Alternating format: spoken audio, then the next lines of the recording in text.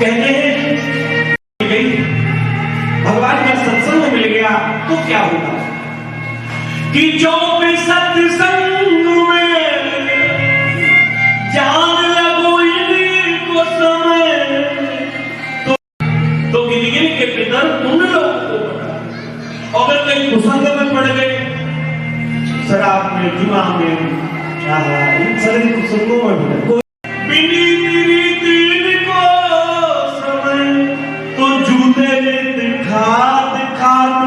जीवन बितावे, जूते खाते जीवन। सच्ची बात कहूं, अगर आप अपने बच्चे को स्वयं समय नहीं देंगे तो कोई दूसरा दे जाएगा, और दूसरे की गारंटी को कैसे लाएगा? अपने बच्चे को समय को स्वयं। एक छोटी सी घटना याद आई। एक आजकल लोग अलग रहना चाहते हैं। एक पति पत्नी और उनके एक छोटा सा बेटा, पति नौकरी करते हैं, पत्नी घर का कार्य करती है और छोटा सा बेटा भी घर में। नौकरी का समय तो आप सब जानते, सुबह से लगा करके शाम तक दूसरे के ही यहाँ। छोटा बेटा जब सोकर उठता तब तक तो पिता चले जाते हैं ऑफिस। जब लौट करके आते तब तक फिर वो सो जाता है। संडे को मुलाकात होती है, पिता होती है, और उस संडे में भी पिताजी इतना काम लेकर के आते हैं कि वहां का काम, कंपनी का काम घर में करते रहते हैं। एक दिन छोटे से बच्चे ने जाकर के अपने पिता से कहा, पिता पापा, हाँ आप कितना कमा लेते हैं? पिताजी ने कहा, मैं पूरे 30,000 रुपए कमाता हूँ। हफ्ते में कितने हो गए? बोले 7,000। एक दिन में? बोले 1,000। अच्छा एक काम करो ना, आप 500 रुपए मुझे दे दो। पिता ने डांट दिया, कुछ काम कर रहे थे ऑफिस का, छुट्टी का दिन था, डांट दिया। इतने पैसे का क्या करेगा? छोटा सा बच्चा तो रोने लगा, रोकर के अपने बिस्तर पर लेट गया। पिता जब काल से फोन हुआ तो याद आई, मैंने उससे कुछ कहा था, मैंने डांट दिया था।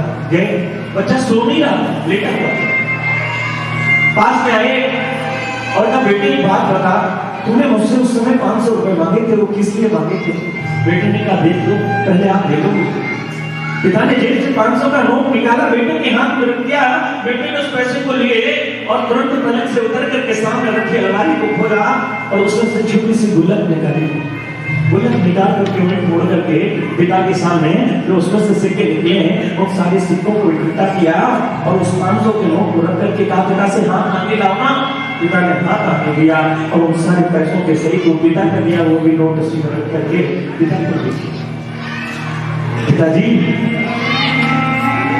पिता बोली क्या कर रहा है? बोले पिताजी गिन लेना, एक एक करके जोड़ रखे हैं, ये पूरे 1,000 रुपए हो गए। 500 मेरे पास से और 500 आपसे। मैं क्या इसी पैसे का क्या करूं? बोले एक दिन की तनख्वाह है आपकी, एक काम करो, इन पैसों को लो लो, पर एक दिन मेरे साथ खेल लो, एक दिन तो मुझसे बोल लो, एक दिन से समय के मेरे साथ व्यतीत करो। सच्ची बात कहूं, हम बहुत धन उस धन के चक्कर में अपने परिवार को, अपने बच्चों को कभी भी समय नहीं देते, और आप समय नहीं दोगे तो दूसरा अकेले अपने परिवार के लड़ने में तो गेट नहीं करते। कमाओ, अच्छी बात है, पर ऐसा भी मत करो कि पुत्र सुपुत्र तो का धन संचय, और पुत्र कुपुत्र तो का धन संचय।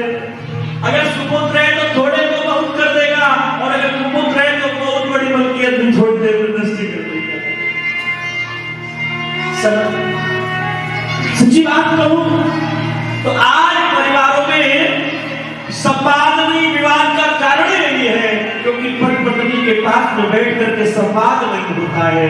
पिता पुत्र के बीच में संवाद खत्म हो गया, और जब तक ये संवाद खत्म रहेगा तब तक ये विवाद जारी रहेगा। इसलिए संवाद करना पड़ेगा। बोले वृंदावन बिहारी लाल की।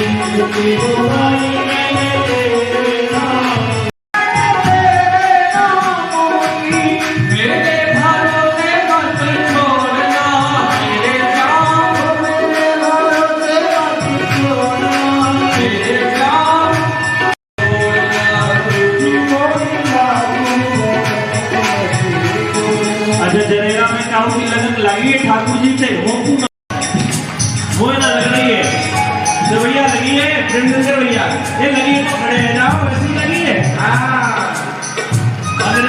कहाँ गए भैया? अगर लगन लगी है तो थोड़ी देर आनंद लेते हुए आ जाइए आगे आराम से, और आपकी शर्म मत करो, जाके पीनी शर्म मांगे ले जाएगा।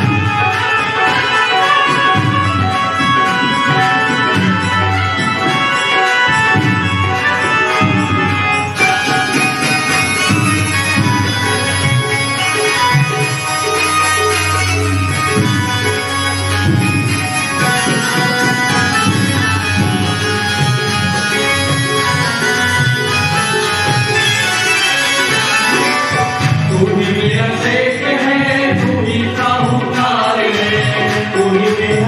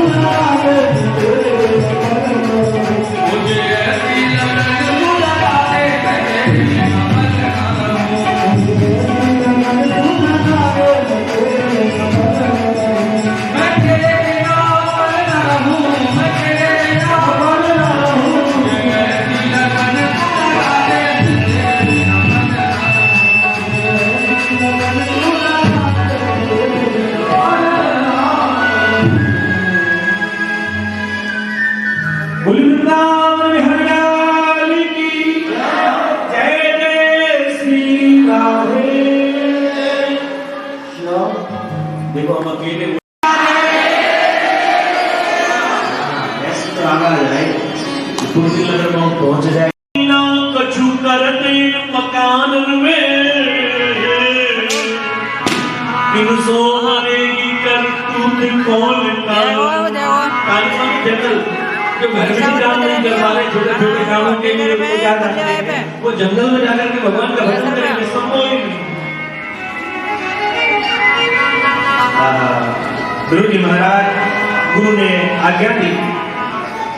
गुरु कहने लगे नारद जी से, गुरुदेव या तो हमें भजन का मार्ग बताओ, नहीं रास्ता छोड़ जाओ। नारद जी ने भजन का मार्ग बतला दिया। दत्ताच गच्छ भद्रम ते यमुनाया तटं शुचि पुण्यं मधुवनं यत्र सन्निधं नित्यदा हरे। जाओ यमुना के पुलिन के किनारे मधुवन में जाकर के वृक्ष के नीचे बैठ करके भगवान का ध्यान करो। और बता दिया भगवान के स्वरूप का वर्णन किया है।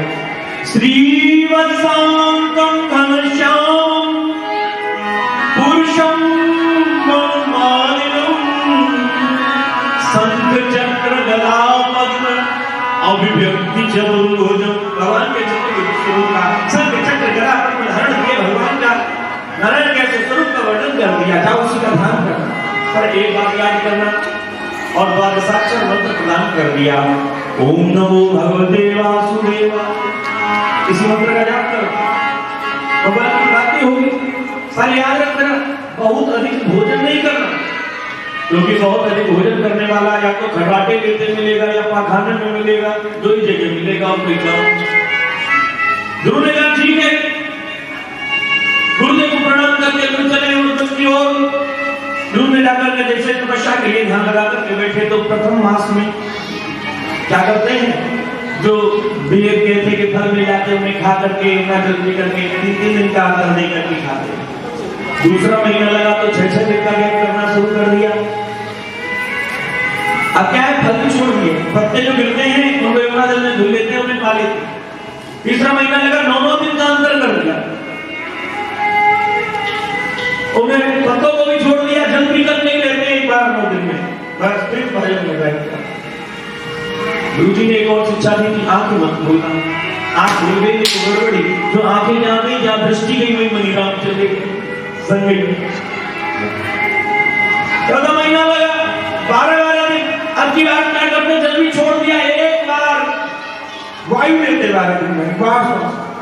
और जैसे ही 5वां महीना लगा, अब तो 12 दिन की बात छोड़ दो, अब तो अपनी प्राणवायु को अपने ब्रह्मरंध्र में स्थापित कर दिया है। गुरु जी महाराज की समाधि लगी, रोम रोम से वही नाम प्रकट होने लगा, वही मंत्र प्रकट होने लगा। तो दृश्य ने जलाली परिचय कर, जैसे ही ब्रह्मांड में प्राणवायु को रोक करके रखा, सारी वायु अवरुद्ध हो गई, तीनों लोकों में वायु नहीं रही, सब प्राणी चेतन होकर के गिरने लगे। इंद्रादि देवता घबराए, गदा घोंटू की शिकायत है गई। जैसे जैसे बोले प्रभु प्रभु दर्शन दो, हम सबको बचाओ, जीवन ना। आज भगवान आए हैं, क्यों? क्योंकि भगवान कहते हैं जहां भगत मेरो पल धरे और तहां धरूं मैं हाथ, और पाछे पाछे मैं फिरूं कबो न छोड़ूं साथ। गुरु जी महाराज के सामने भगवान आए, गुरु आंखें खोलो। गुरु जी ने कहा आंखें मत खोलना, छलावा भी हो सकता है, माया भी हो सकती है। भगवान समझ गए, आदेश दिया इस माया को, इसके हृदय में जो मेरी छवि है उसे निकाल करके बाहर लाओ, तभी आंख खुलेगा। कोई माया ने जैसे उस छवि को बाहर निकाला, जैसे जब से मछली को बाहर निकालते वो तुरंत लगती है, ऐसे ध्रुव झटपटा करके आंख खोले। क्या देखा? जो अभी भीतर था अब वही बाहर सामने। भगवान का स्वरूप नील सरोरु नीलमणि, नील नील घनश्याम, लागे तन शोभा रघु, कोटि कोटि सकल काम। नारायण भगवान की ऐसे हाथ उठा दे, अरे भूत तो देखो बार बार कहना पड़ेगा। बोले नारायण भगवान की जय। गुरु ने दर्शन किए, चरणों में गिर पड़े ध्रुव, भगवान ने उठा लिया। अब ध्रुव बेचारे स्तुति करना चाहते हैं भगवान की, पर छोटे ही तो है, पढ़ने गए नहीं, कुछ जानते कुछ है नहीं। ध्रुव जी ने जितना बता दिया उतना आता था। अब क्या करें? ध्रुव मन में विचार कर रहे तो हाथ जोड़ करके खड़े हो गए, बोले बन गए, निर्मल मन में बाबा मोहि कपट छल चित्र बाबा, तो निर्मल बन गए। ध्रुव छोटा सा बालक क्या कर सकता है? हाथ जोड़ लिए, हाथ जोड़ करके भगवान के सामने खड़े, भगवान ने देख लिया, भगवान ने अपना संत वाला हाथ ध्रुव जी के कपोल से स्पर्श कराया, और जैसे स्पर्श कराया अब क्या है कि ध्रुव के अंदर वेदवाणी प्रकट हो गई। सोई भी बुद्धि है जो बात शक्ति आज जागृत हो गई भगवान के संत के स्पर्श कराते, अब तो वेदोक्त स्तुति का गान करते। यो अंगा प्रविश्य वाचमिमां प्रशुक्तां संजीवयत् अखिल शक्तिधरा अन्यास्त हस्त चरण श्रवण त्वगादिव प्राणान्नमो भगवते पुरुषाय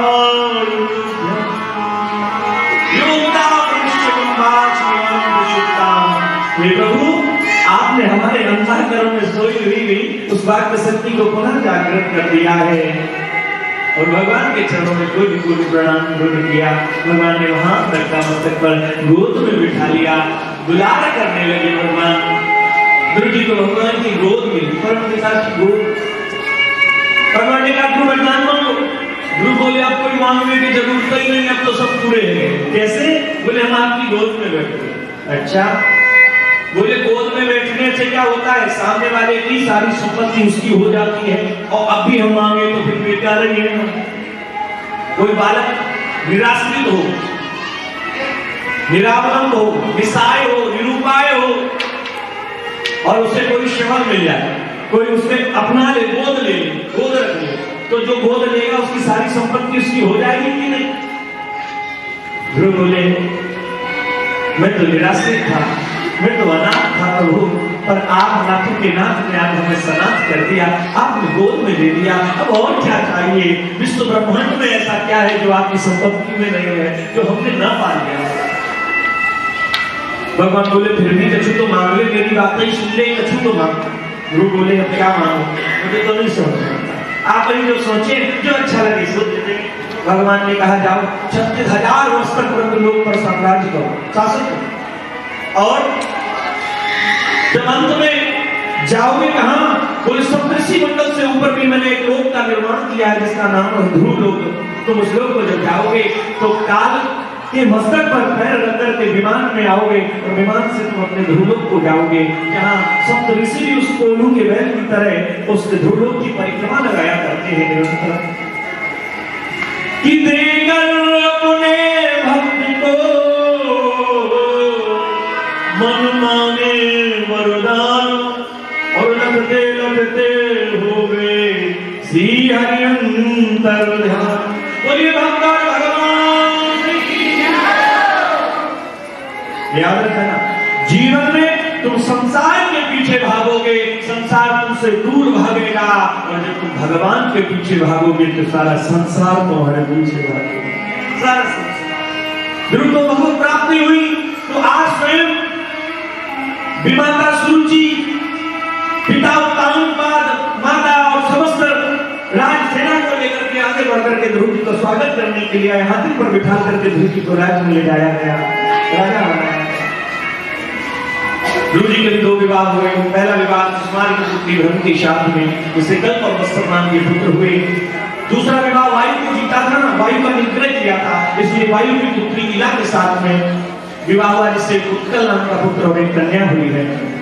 आगे रुद्रस्वामी के अंतराल परीक्षित खेलते खेलते यक्षों की नगरी में चला गया। एक यक्ष ने उसका वध कर दिया।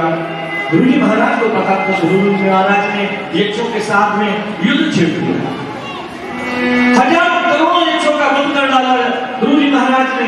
उसी समय यक्षों के स्वामी कुबेर और बाबा मनु महाराज आज आए, आकर के ध्रुव को समझाया बुझाया, कहा तुम भगवान के भक्त हो, और भगवान के भक्त किसी पर अन्यथा अत्याचार नहीं करते। एक यक्ष ने तुम्हारे भाई को मारा, पर तुमने करोड़ों यक्षों का वध कर डाला है। आज बात को माना है। यक्षराज को प्रसन्न होकर के वरदान देते हैं, ध्रुव तुम्हें अंत समय में भगवत स्मृति प्राप्त होगी। जब तुम्हारा अंत समय आएगा तब तुम्हें भगवत स्मृति होगी, ऐसा वरदान देकर के ये तो हमने कराया। सुखदेव स्वामी यक्षराज परम सुख। इसके बाद आगे के भाव में वीर की कथा का भाव किया। धर्मात्मा राजा अंग की पत्नी सुनीता, इससे वीर के अंग के पुत्र का जन्म हुआ। सुनीता अधर्म के वंश की है, इसलिए मृत्यु के वंश की है, इसलिए ये जो बेन है ये अधर्मी हुआ। या तो पिता के परिवार का आचरण आता है या माता के कुल का आचरण आता है। ये मृत्यु की पुत्री है सुनीता, इसलिए बेन में जो है आचरण आगे किसके ननिहाल को संतों की कृपा से ये प्राप्त हुआ। एक ही पुत्र है, वो भी इतना उद्दंड है कि सबको सताता है। धीरे धीरे राजा धर्मराज के आगे पर बहुत शिकायतें आती, थोड़ा और बड़ा हुआ, हिंसा करने लगा। एक दिन तो पिता को पीट डाला, वो पिता के मस्तक से मुकुट उठा करके स्वयं लगा लिया, स्वयं भू बन गया। पिता ने जंगल में जाकर के प्रणाम किया। इसलिए जैसे ही राजा बना तो एक घोषणा करा दी, न यष्टव्यम न दातव्यम न होतव्यम द्विजातुचित इतिन्यावर्ण्यं धर्मं भेरी घोषेण सर्वशः न यष्टव्यम न दातव्यम। आज के बाद न कोई दान लेगा न कोई दान देगा, न कोई यज्ञ करेगा न कोई यज्ञ करवावेगा, न भोजन होगा न भंडारे होंगे, सब बंद कर दो सब।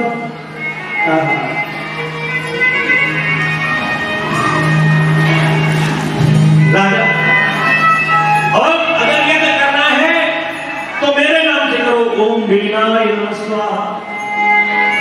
जब करना है तो मेरे नाम का जप करो। कुछ संत यज्ञ कर रहे थे, उसी समय इसके अनुसार उन संतों को पकड़ करके लाए, दरबार में खड़ा कर दिया। संतों ने कहा, भाई तू ये अधर्म कर रहा है, ये अच्छा नहीं है। संतों को समझाने लगा, उपदेश करने लगा। अच्छा, गुरुओं का कार्य क्या होता है कि राजा को भी उपदेश करे, पर राजा जब गुरुओं को उपदेश करे तो समझ लेना विपरीत स्थिति है। संतों को समझाने लगा कि परिशावत यूयम वा अधर्मे धर्मानिना ये व्यक्ति मित्वा चारम पति उपासना। बोले तुम अधर्म में धर्म की बुद्धि रखते हो, जो राजा को छोड़कर, जो जीविका देने वाले को छोड़ करके जार पति किसी और की उपासना करते हो। उदाहरण बोली नारायण भगवान की। भगवान को राजा बनाया गया। पृथु महाराज को सभी प्रजा ने अपनी पीड़ा व्यक्त की। धरती ने अन्न देना बंद कर दिया था, समस्त औषधियां धरती ने लोप कर ली थी। हाथ में धनुष बाण लेकर के आज पृथ्वी को मारने के लिए चले। गौ स्वरूप बना करके पृथ्वी गाय का रूप बना करके आगे आगे बढ़ रही है। पीछे से महाराज धनुष बाण लेकर चले। वसुदेव त्वां वधिष्यामि मच्छासं परम्। हे वसुदेव, तुम इतनी धृष्टता की हमारी प्रजा भूखों मर रही है। तुमने अन्न को, औषधियों को, धन को, रत्नों को सबको छिपा करके रखा। पृथ्वी ने हाथ जोड़ लिए, प्रभु मेरी ऐसी कोई इच्छा नहीं थी, पर दुष्ट इसको नष्ट कर रहे थे, इसलिए मैंने, अब मैं गाय बन करके आई हूं, जिसे जो चाहिए बछड़ा बन करके आए, पात्र लेकर के आए, दोहन कर ले। आज उस गाय रूपी पृथ्वी से समस्त चीजों का जो दोहन किया गया, पुनः जो प्राप्त की गई है, वो गौ माता के दूध के रूप में प्राप्त की गई है। इसलिए सब चीजों को प्रदान करने वाली गौ माता को माता कहा जाता है, सब कुछ प्रदान करती है। गौ माता के रूप से सब पृथ्वी का दोहन किया। समस्त पृथ्वी जब हरी भरी हो गई। अब बाण चढ़ा दिया था, बाण को व्यक्त तो कर नहीं सकते थे, क्या करें? तो पृथ्वी ने कहा, हमारी जो भूमि है ऊपर नीचे ऊंची नीची है, तब तक ग्राम प्रजाओं की व्यवस्था नहीं की जाती। एक काम करो, आप इस बाण से समस्त पृथ्वी को समतल करो तो वर्षा का जल ठहरा करेगा, तो हमारी जमीन और उपजाऊ हो जाएगी। इन्होंने बाण चला करके भूमि को बराबर किया है। नगर गांव की स्थापना पृथ्वी जी महाराज के समय में हुई। इसके बाद इन्होंने अश्वमेध यज्ञ की दीक्षा ग्रहण करी। 99 यज्ञ पूरे हो रहे थे, सभी यज्ञ का घोड़ा इंद्रचूला के